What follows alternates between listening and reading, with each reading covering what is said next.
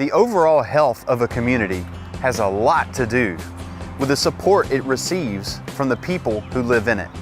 In the business of our everyday lives, it's sometimes easy to overlook the organizations that are making the biggest impact. Today, we're going to Albany ARC. You're watching Building a Community.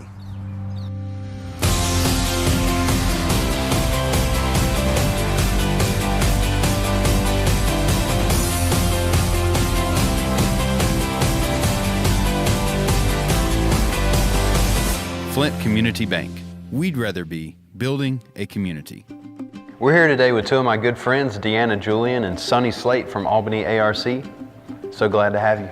Thank you for having us. Glad to be here. And obviously, this is an absolutely wonderful organization. For any of you guys who already know about ARC, or are involved in ARC, you already know. But we're going to talk about it a little bit today. Why is it important to have ARC in a community like this? Well, I think a great example of that is just the number of individuals we serve right now. We serve approximately 800 individuals. Wow. Spread across 34 counties in southern Georgia. Our main purpose is a advocacy resource center. We advocate for individuals with exceptional needs, challenges, and handicaps, and we've been doing that since 1963. Hopefully you don't know about us till you need us. And that's what we always say is, a disability is non-judgmental. It can happen to anybody at any time through a car wreck, through, an accident, or, a child being born. So just really trying to offer resources and help to those individuals in need is a big part of what we do. What are some of the challenges that you guys face in this organization? Oh, wow. There's definitely not a lack of challenges. I think one of the biggest ones that we face is the number of people who come to us on a regular basis needing our services and supports. And unfortunately, because of most of the time funding issues, we don't have the resources to really serve these families. There's over 8,000 individuals across this state that are still sitting on a waiting list for Medicaid waivers, and without those waivers, they can't receive the services. So one of our biggest challenges is helping those that we can help, and then trying to direct those that we cannot help to other possible sources of assistance. Yeah, because you don't want them to not have a resource. Exactly. At all possible. So, exactly. Yeah, good, that's good.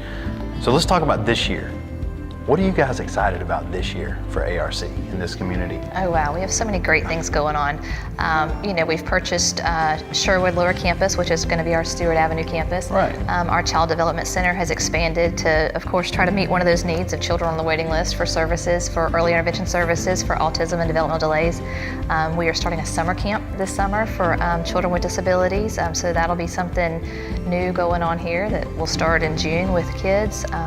Just expanding our services and increasing, moving into a little bit more vocational services and more employment, which is something we really want people to know, that people with disabilities can work and can be productive citizens and a member of our community and our workforce. And that's really what we want to try to educate people on, is giving those people a chance to be dependable, invested employees.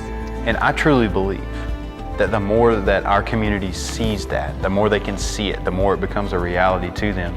I know that people will continue to support exactly what you're saying. Right. No doubt in my mind. Sometimes you can talk to people for hours, So and true. maybe you might make a little impact. But if they can see what you're talking about, if they can meet the people we serve, if they can, talk to them directly, that makes a world of difference in what we do.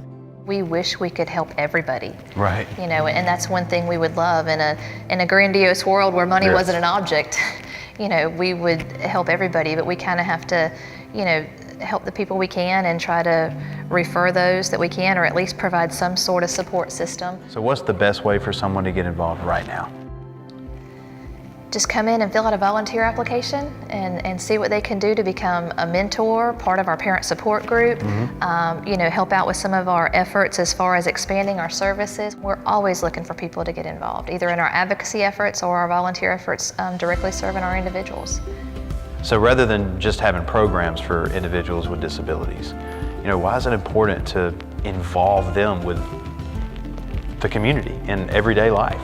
Because they want to be normal people just like us, and there's no reason they shouldn't be part of our community and part of everyday life. Right. They should do the things you and I go to the bank, They should go grocery shopping. They should go to the movies and visit with friends and go to church. Just because you have a disability doesn't make you different or segregated. You know, there should be no difference between the things you and I do and the things they do as part of their normal life. Right. Yet again, I've learned something new. I love sitting down and talking with you guys. I really appreciate your time. No problem. Thank you. We love being Thank here. you. And come visit Albany ARC and see what we have to offer and how we can help.